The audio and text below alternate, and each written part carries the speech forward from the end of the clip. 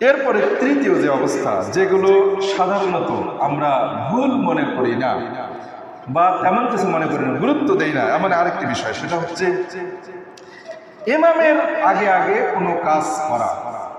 ইমামের আগে আগে কোনো কাজ করা। আল্লাহ রাব্বুল আলামিন সূরাতুল ইসরায়ের 11 নম্বর আয়াতে বলেছেন, ওয়াকানাল ইনসানু আজুলা, মানুষ হচ্ছে দ্রুতবাজ, মানুষ হচ্ছে দ্রুতবাজ, মানুষ তাড়াহুড়াকারী, মানুষ অত্যন্ত তাড়াহুড়াপ্রিয়।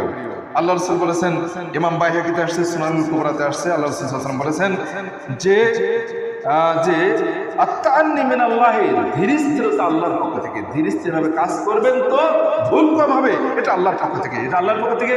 দেখবেন যার মধ্যে ধীরস্থিরতা আছে, আল্লাহর পক্ষ থেকে সে বিশেষ নিয়ামত প্রাপ্ত, রহমত প্রাপ্ত, তার কাজ ভুল হয় কম, সুন্দর হয় বেশি। আর ওয়ালাউজালাতু মিনাশ শাইতান, আল্লাহ রাসূল বলেছেন যে আর তাড়াহুড়া করাটা হলো শয়তানের পক্ষ থেকে। কাজেই মানুষ হচ্ছে তাড়াহুড়া প্রিয়। যদি তাড়াহুড়া করতে গিয়ে আপনি ট্রেনে যাচ্ছেন, ইঞ্জিনের আগে আপনি যেতে চান। আমি অনেক আগে এখানে হয়তো কথাটা বলেছিলাম, আমি ওই কৌতুক করেছিলাম আর কি, পেপারে ইনকিলাব পত্রিকা পড়তাম, কৌতুক করেছিলাম। তো ওই বোকা আর কি ট্রেনের বগিতে বসে আছে, আর তো ট্রেনের কামরায় বসে আছে, মনে করছে যে ট্রেন ঘরের মতো বসে আছে, তার খুব তাড়াহুড়ো আছে, তাড়াতাড়ি যেতে হবে। তো বসে থাকলে চলবে না, সে ট্রেনের বগির মধ্যে শুধু পায়চারি করা শুরু করেছে, তাড়াতাড়ি যেতে হবে। তো দুই পাশে সিটের মানুষেরাও বিরক্ত হয়ে গেছে, তুমি বারবার তো যাচ্ছ আসছো কেন? তখন বলছে, আপনাদের মতো বসে থাকলে আমাকে চলবে না, আমাকে তাড়াতাড়ি যেতে হবে। তো যে বোকারা ইমামের আগে আগে করতে চায়, তারা হচ্ছে এরকম বোকা, যারা আগে ভাগে সালাত শেষ করতে চায়, কিন্তু মূলত সে সালাতটাকে নষ্ট করে দিচ্ছে। আসুন, যদি কোনো ব্যক্তি এমন কাজ করে তাহলে তার সালাত হবে কি হবে না দেখুন। আল্লাহ সাল্লাল্লাহু আলাইহি ওয়াসাল্লাম বলেছেন, কি বলেছেন? সহিহ মুসলিমের হাদিসে আসছে যে প্রথম খণ্ডের 320 এবং 21 নম্বর হাদিসে আসছে, আল্লাহ রাসূল বলেছেন, আমা ইয়াখশাল্লাযী ইয়ারফাউ রাসাহু ক্বাবলা আল ইমাম আইয়ুহাব্বিলা রাসাহু আইয়ুহাব্বিলাল্লাহু রাসাহু রাসা হিমার। যে ব্যক্তি ইমামের আগেই তার মাথা উঠায়, সে ব্যক্তি সে কি ভয় পায় না যে তার চেহারাটাকে, তার মুখমণ্ডলকে আল্লাহ রাব্বুল আলামিন গাধার মুখমণ্ডলে পরিণত করে দেবেন? ইন্না লিল্লাহি ওয়া ইন্না ইলাইহি রাজিউন। সালাত আদায় করতে এসেছি আল্লাহ রাব্বুল আলামিনের ক্ষমা পাওয়ার জন্য, জান্নাতি হওয়ার জন্য, চেহারাকে উজ্জ্বল করার জন্য। সেখানে যদি এমন সালাত আদায় করলাম, সেই সালাত আদায় করতে গিয়ে যদি আল্লাহ রাব্বুল আলামিনের ধমকের আওতাভুক্ত হতে হয়, অন্তর্ভুক্ত হতে হয়, তাহলে এই সালাত কতটুকু কাজে আসবে আমরা খুব সহজেই চিন্তা করতে পারি, সহজে বুঝতে পারি। আসুন, সালাতের মধ্যে এই বিষয়টা অত্যন্ত খেয়াল করতে হবে, খুবই খেয়াল করতে হবে। অনেক মানুষ আছে সালাতের মধ্যে দেখবেন যে তারা ইমামের আগে আগে করার চেষ্টা করছে। কখনো নয়, ইমামের আগে আগে কখনো কোনো কাজ করা যাবে না, একবারে সাথে সাথে করা যাবে না, ইমামের কিছু পরে করতে হবে। এ বিষয়ে আমরা সাহাবাদের উক্তি আমরা দেখতে পারি, যেমন সহিহ মুসলিম হাদিসে আসছে 474 নম্বর হাদিসে আসছে, বারা বিন আযিব সাহাবী বলেছেন, ইন্নাহুম কানু ইউসাল্লুনা খালফা রাসূলিল্লাহ, আল্লাহর রাসূলের পিছনে সাহাবায়ে কেরাম সালাত আদায় করেছিলেন। ফাইজা রাফা রাসূহু মিনার রুকুই, কিভাবে ইমামের অনুসরণ করতে হবে।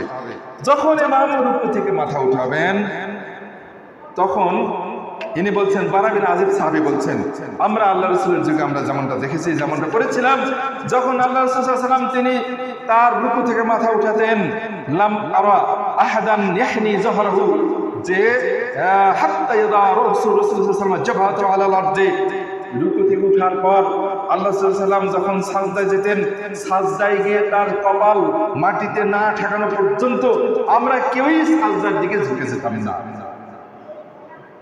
আল্লাহ সাল্লাল্লাহু আলাইহি ওয়াসাল্লাম তিনি যখন তার মাথা একেবারে মাটিতে ঠেকে দিতেন, তার কপাল যখন মাটিতে স্পর্শ করত, তখন সাহাবে কেরাম সাজদায় যাওয়া শুরু করতেন।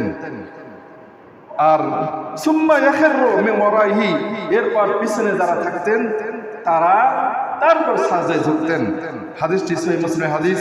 এখানে বারা বিন আযিব সাহাবীর সাক্ষ্য আসছে, কি আসছে, তিনি এই কথাটি বলেছেন। কাজেই বোঝা যাচ্ছে যে সালাতের মধ্যে ইমামের পিছনে, ইমামের যখন যখন তিনি যে কাজ শুরু করবেন, ওই কাজটা যখন তার শেষের দিকে, ওই মুহূর্তে আমাদের করা শুরু হবে। আমরা ইমামের আগে তাকবীর পাঠ করবো না। ইমামের আগে কখনো রুকু সাজদা কখনোই আগে কোনোটাই করা যাবে না। আলেমগণ বলছেন, যখন ইমাম আল্লাহু আকবার যখন বলা শেষ হবে, যখন উচ্চারণ হবে, তারপর আমাদেরকে তাকবীর পাঠ করতে হবে। ইমামের আগে যদি আপনি তাকবীর বলে ফেলেন, তাহলে ইমামের আগে হয়ে গেল, আপনার সালাতের অনেক ক্ষতি হয়ে গেল। আল্লাহ সাল্লাল্লাহু আলাইহি ওয়াসাল্লাম তিনি এ বিষয়ে সাবধান করেছেন। তিনি যখন তিনি তার বয়স হয়ে যায়, তখন হাদিসটি ইমাম বাইহাকি নিয়ে আসছেন এবং ইরওয়াউল গালিলের 2য় খণ্ডের 290 নম্বর হাদিস আসছে। আল্লাহ এই হাদিসটিকে হাসান বলেছেন আল্লাহ আলবানী। তিনি বলছেন যে আল্লাহ রাসূল বলেছেন, ইয়া আইয়ুহান নাস, হে মানুষেরা, ইন্নী কাদ বাদদানতু, হে মানুষেরা, আমি এখন আমার শরীর ভারী হয়ে গেছে, বয়স হয়ে গেছে, ভারী হয়ে গেছে। বয়স্কদের রুকুতে যাওয়া, সাজদা যাওয়া, উঠার গতি আর অল্প বয়স্কদের ছেলেদের বা অল্প বয়স্কদের সালাতের উঠানামার গতি এক নয়, গতি কম বেশি আছে।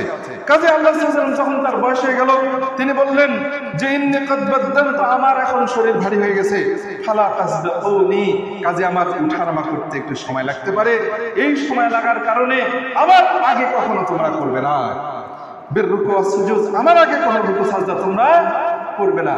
কাজেই ইমামকে দোষানোর কোনো সুযোগ নাই। ইমাম এত আস্তে আস্তে রুকুতে যায় কেন, এত আস্তে আস্তে রুকুতে উঠে কেন? এই ধরনের যদি কোনো অজুহাত খোঁজেন আপনি, তাহলে কি পার পাবেন? কখনো নয়। আসুন আমরা অবশ্যই সাবধান থাকব। আমরা চেষ্টা করব আল্লাহ রাব্বুল আলামিন আমাদেরকে তার রাসূলের সুন্নাহ মোতাবেক সালাত আদায় আমরা যেন করতে পারি।